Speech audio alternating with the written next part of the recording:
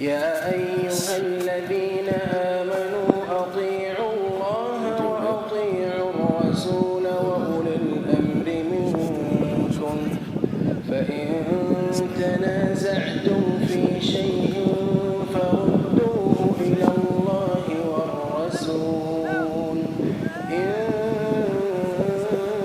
كنتم تؤمنون بالله واليوم الآخر ذلك خير وأحسن تأويلا ألم تر إلى الذين يزعمون أن أبو مصلح إيش اسم الشاطئ هذا؟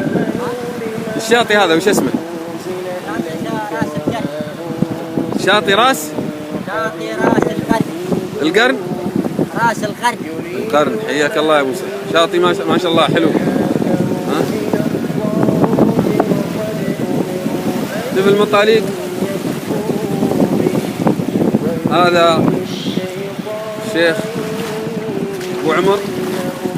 أبو عمر كيف حالك؟ طيب أنا أمير الرحلة. رحب فيك أبو عمر.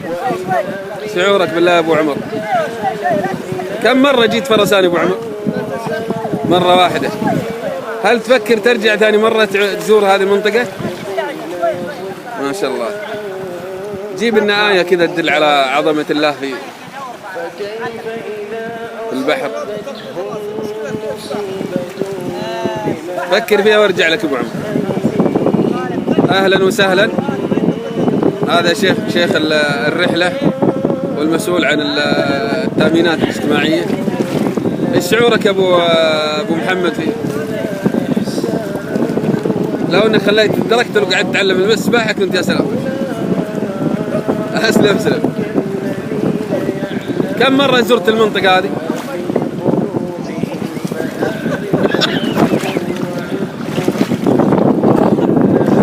اسلم اطلع ارفع راسك.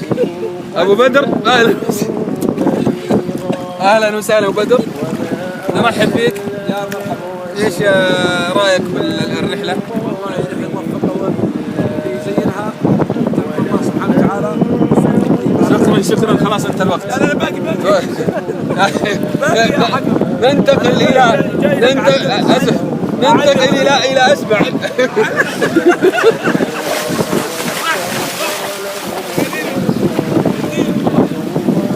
يلا يا مناع، ايش رايك في هبات الريح؟ انا اشوف البحر انه قلل الموج حقه، الظاهر انك انت ثقلت عليه، بس يلا عطنا.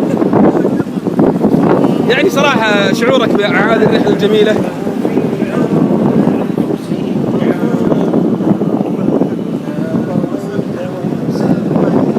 طيب